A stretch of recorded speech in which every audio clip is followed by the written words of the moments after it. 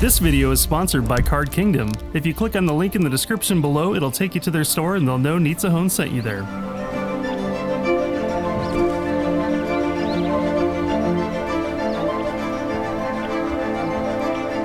Hello everyone, I'm Mike, also known as Mythic Tales, and I'll be your substitute professor for this episode so we can give Nitzahone a little break for the holidays, and so I can share with you some of my observations about the fantastic art from Magic's latest set, Throne of Eldraine. I spend a lot of time with art from Magic, and I mean a lot. Even if you don't know me, you've likely seen my work at some point here on Nitzahone's channel, including our animated little burb friend, the River Hoopoe, or in the intro for the Halloween Top 10s, as well as on some other Magic creators' work like Ristic Studies, the Aether Hub, and Merchant. I've spent hundreds of hours dissecting Magic art to make it move and wiggle, and this has given me a great appreciation for the paintings of the game's amazing group of artists. Hopefully with this top 10 I can help you appreciate some of the flavor, composition, and details of a handful of my favorite pieces from the set. The order here doesn't necessarily mean any piece is better or worse than the others. Art is subjective, and if I miss one of your favorites, be sure to tell me which piece and why in the comments below. I always like hearing more about what makes people love certain pieces of art. To start things off at number 10, we have Fae Wishes. This is a stunning piece by Magali Villeneuve. Magali's work is hard to miss as she's been given the opportunity to illustrate many pieces of key art for modern Magic's branding over the past few years, from the iconic Chandra Torch of Defiance to Rowan Kenrith from the latest set. Key art refers to art that is used on packaging and in advertising, placing it front and center in many sets. There is a good reason Magali is given this honor, as her rendering or the overall process of adding color, texturing, and shading to an image is incredibly tight and consistent, and this leads to very visually striking, high-contrast images. Fae of Wishes is no exception, but this piece really stuck out to me for flavor reasons. Just look at those wings! I love the idea of maple leaves as wings for fairies on Eldraine. This is perfect as the set has an autumn aesthetic, similar to the sometimes gloomy weather of Northern Europe. Other figuratively and literally small details give us a sense of scale, including the giant buttons on the fore and middle ground fairy, the thickness of what appears to be scraps of cloth stitched together for clothing, and the staves, which could be ornate needles. Once a sense of scale is established, you can imagine yourself peeking up into this branch as the Fae offer their magic, looking out towards you. Besides the flavorful touches, I love the soft facial expression of the front fairy. Just a hint of mischief, but clearly hard selling their wish magic, likely at a tricky price. The translucence of the leaf wings and edge lighting from the light source in the top right is a great final touch. Overall, just more excellence from Magali Villeneuve. At number 9, we have our first showcase card art from the set, Animating Faerie by Chris Seaman. Showcase art was a fantastic addition to the game, and I'm always happy to see more opportunities for great pieces that break the mold. This piece certainly does just that. Chris Seaman combines fantastic line art with soft watercolors on top of a tapestry canvas texture for a visually different piece than we find on normal cards. What really sells this art for me is the composition. In visual art, the rule of thirds refers to points in a piece that are naturally pleasing to the eye, and following and breaking this rule can cause harmony or dissonance. This piece hums right along with this rule, with key figures landing on the thirds, and the others arranged in a radial that draws you towards the fairy's face as she chants her spell. The cobbled together kitchen automaton is cleverly made from various kitchenware. Another great detail is the glow of the crystals above and weaved into the fairy's hair. This was likely planned, but the piece also works fantastically with the showcase frame, which was designed by Magic's in-house graphic designer, James Arnold. I cannot stress enough how much I love the showcase cards. At number 8, we have Once Upon a Time by Matt Stewart. I guess it's fitting that a busted card has some absolutely busted art by one of modern Magic's great artists. Matt works in traditional paints, and this is very clear from the incredible textures he achieves in his work. It's been fantastic in recent years seeing more and more traditional art make its way into sets, but Matt has been painting with oils for a long time in Magic, and continually blows my mind, set after set. Journeying into the unknown is a staple part of grim fairy tales and Arthurian legend, and this knight's fated journey starts into the classic dark and twisted woods, guided by fairy lights. On closer inspection, you can see the remarkable blending that allows the glowing green lights to guide your eye deeper into the piece. The composition as well spirals in towards the upper right, giving the piece a sense of motion along with the slightly twisting angle, adding to the sense of danger and adventure. At number 7, we have a take on a classic tale with Giant Killer by Jesper Ejsing. Jesper is another artist that works in traditional media, and his work always stands out for its great character and unique style. Like with Once Upon a Time, the brush textures are wonderful here, and the line work blending with the paints gives us a great storybook feel. For example, check out the chompers on that giant. The colors here do fantastic work isolating the foreground character of Jack. As we follow his pose, we can see the massive giant more loosely rendered, falling upside down with a great sense of mass and motion. Jesper uses rendering to draw the eye, so most of the action takes place in the bottom 2/3 of the piece to assist in selling the falling titan. Looking to the top right, you'll notice the shirt is barely rendered at all, as this isn't important to the composition. Jesper is indeed a master. If you haven't seen it yet, do yourself a favor and watch Ristic Studies' artist spotlight on Jesper, where he does a much better job explaining these concepts. Link below. Number 6 sees another version of a classic fairy tale with Robber of the Rich by Paul Scott Canavan. Our daring Robin Hood is depicted hanging upside down, and Paul sold this so well. The skewed angle of the piece adds to our sense of unease as the robber reaches in towards a gold-encrusted goblet on the windowsill, clearly eyeing his score. A slight motion blur on the hand illustrates his careful motion. The rain and loose rendering of the background further sell vertigo, with Midnight Order ravens flying in front of a large cloudy moon. This, along with the dress of the nobles, places us in a ritzy Loch Twain party and makes it a great flavor piece for understanding the culture of this kingdom. Just for fun, I'll flip and center the piece to show you how much this angle adds to the drama. As usual, we can count on Paul to take us to dizzying heights with his magic art. At number 5, we return to showcase art with Embereth Shieldbreaker by Jeremy Wilson. This was by far one of the most striking pieces I saw during spoiler season, and the reason is pretty obvious.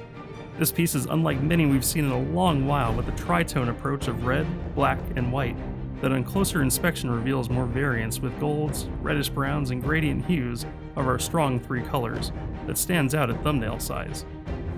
I'm just going to pan around this piece a bit close up so you can see the details.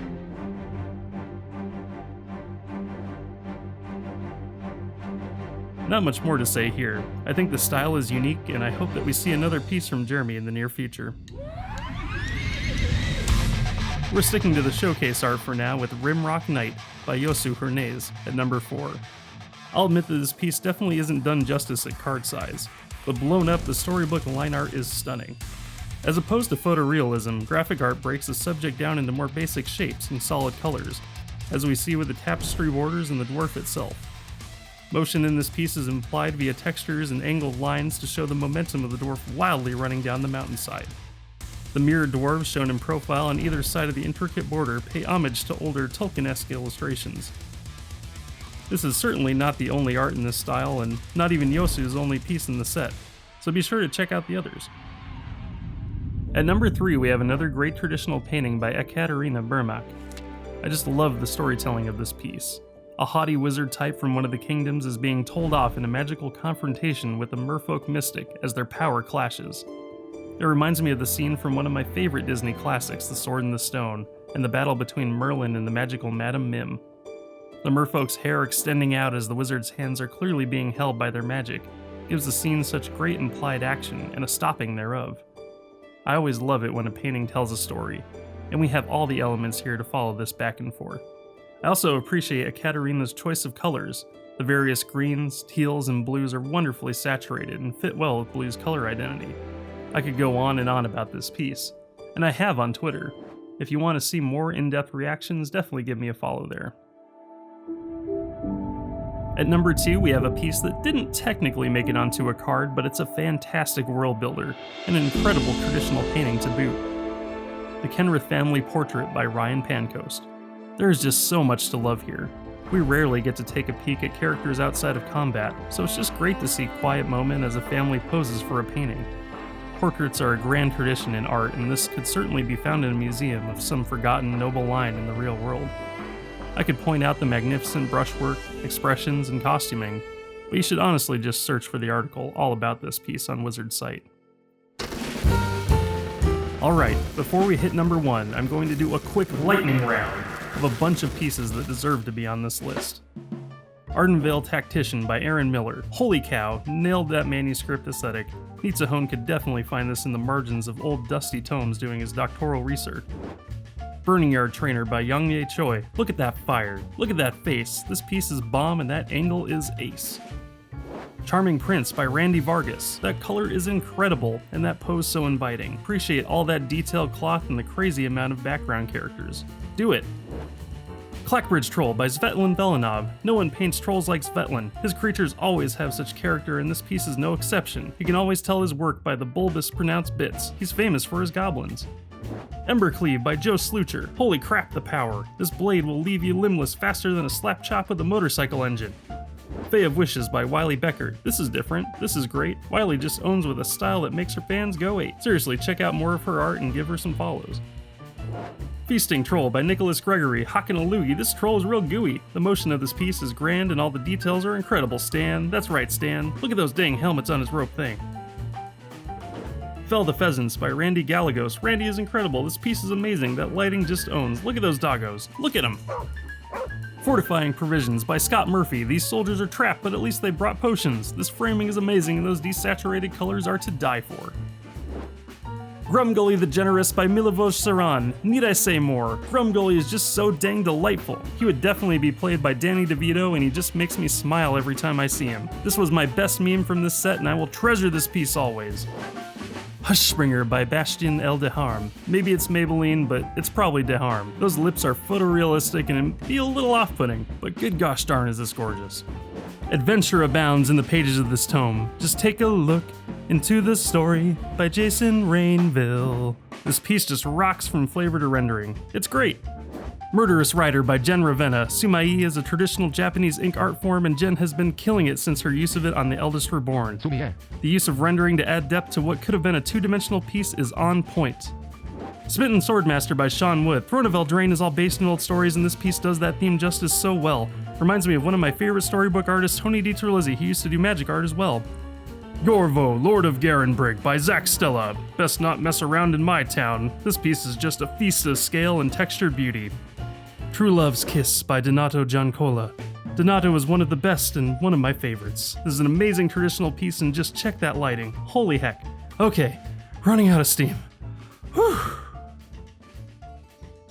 Alright, now that I've got myself all hyped, my number one piece is a take on a classic card and fairy tale theme, Reeve's Soul by Naomi Baker. This piece is just incredible work and from a newer magic artist as well. Naomi really sold the cursed gem motif and every bit of this is so well rendered and executed, from the smoke to the excellent blended textures towards the top of the piece, with the looser painterly background trees and foreground particles. The anguished expression of the cursed noble can be heard just looking at the piece, and it all comes together into one of my favorite card arts from Throne of Eldraine. Give this one a few more close-ups and then we'll head into the close.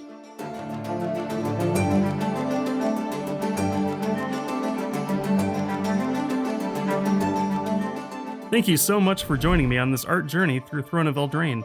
I know gameplay-wise this has been a bit of a bumpy set, but one thing is certain, the art remains on point, and I'm so excited to see where we go next given the showcase cards and the recent secret lair drops that hint we have much more room to grow and expand how we see magic art coming in the future. If you like this video and want to see more, be sure to give it a thumbs up and subscribe to the channel so Nitsahone knows he should have me back for more art-related content.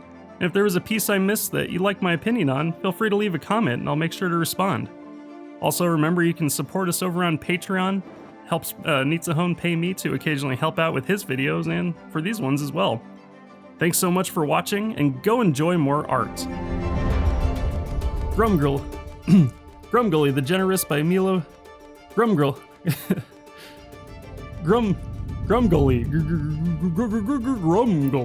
Grumgully the Generous by Milivoje Saran. Grumgully the Generous by Milivoje Saran. Grumgully the Generous by Milivoje Saran.